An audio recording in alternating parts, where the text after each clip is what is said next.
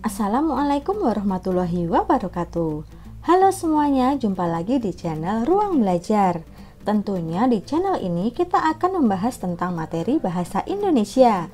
Nah, pada video ini kita akan membahas tata cara menulis surat pribadi dan surat resmi. Video ini merupakan lanjutan dari materi sebelumnya, yaitu tentang kebahasaan surat resmi. Materi yang disampaikan pada video ini sesuai dengan kompetensi dasar 4.14, yaitu menulis surat untuk kepentingan resmi dengan memperhatikan struktur, kebahasaan, dan isi. Sedangkan tujuan pembelajarannya adalah setelah mempelajari materi ini, siswa diharapkan dapat menulis surat resmi dan surat pribadi dengan memperhatikan struktur teks, kebahasaan, dan isi. Jadi, bagaimanakah tata cara menulis surat pribadi yang benar? Yuk kita pelajari bersama. Namun sebelumnya, silahkan tekan tombol like, subscribe, dan komen channel ini ya, agar channel ini dapat terus berkembang dan membagikan materi-materi yang bermanfaat.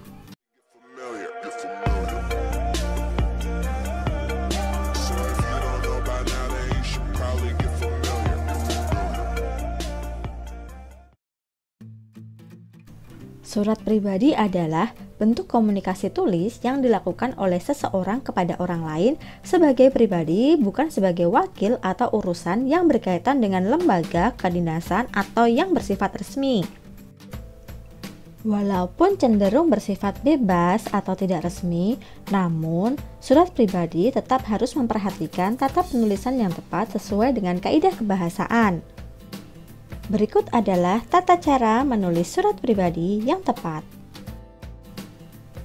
Struktur surat pribadi adalah tempat dan tanggal pembuatan surat, salam pembuka, paragraf isi, paragraf penutup, dan yang terakhir adalah nama terang dan tanda tangan pengirim.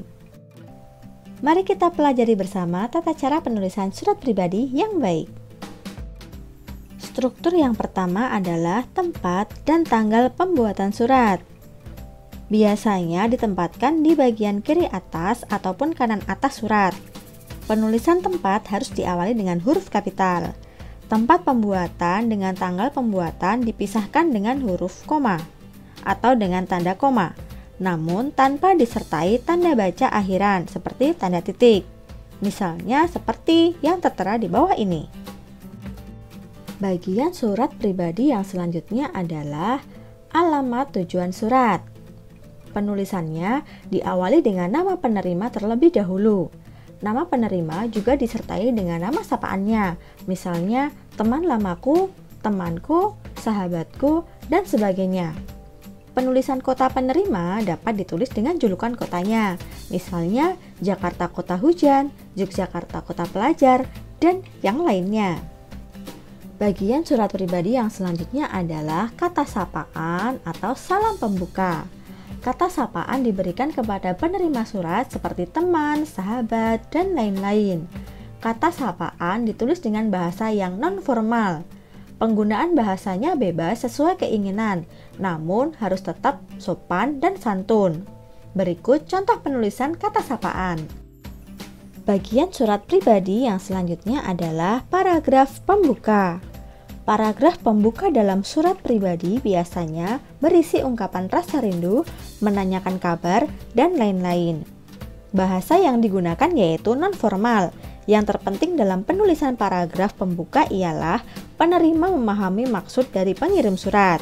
Bagian paragraf pembuka merupakan paragraf basa-basi agar hubungan tetap terjalin dengan akrab.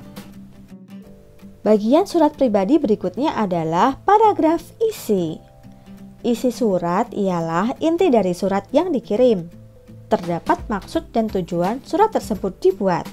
Di dalamnya dapat berupa ungkapan perasaan, unek-unek, masalah yang dihadapi pengirim, dan sebagainya. Bahasa yang digunakan dalam penulisan isi yaitu non-formal.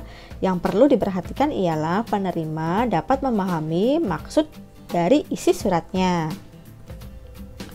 Bagian yang selanjutnya adalah paragraf penutup. Bagian ini berisi tentang ucapan terima kasih, harapan pengirim, maupun ungkapan permintaan maaf. Sebaiknya paragraf penutup tidak ditulis terlalu panjang dan lebar, agar surat terlihat lebih rapi. Anda dapat menuliskannya 1 hingga 2 baris saja. Bagian surat pribadi selanjutnya adalah salam penutup. Penulisan salam penutup, huruf awal kata salam penutup ditulis dengan huruf kapital, sedangkan kata-kata lainnya ditulis kecil. Sesudah salam penutup dibubuhkan tanda koma. Contohnya seperti berikut ini. Bagian surat pribadi yang terakhir adalah tanda tangan dan nama jelas. Nama jelas penanda tangan dicantumkan di bawah tanda tangan tanpa diberi kurung dan tanpa diberi tanda baca apapun. Tidak perlu mencantumkan nama jabatan di bawah nama penanda tangan. Itu tadi penjelasan tentang tata cara penulisan surat pribadi. Sebelum kita akhiri, jawablah kuis berikut ini. Tuliskan jawabannya di kolom komentar ya.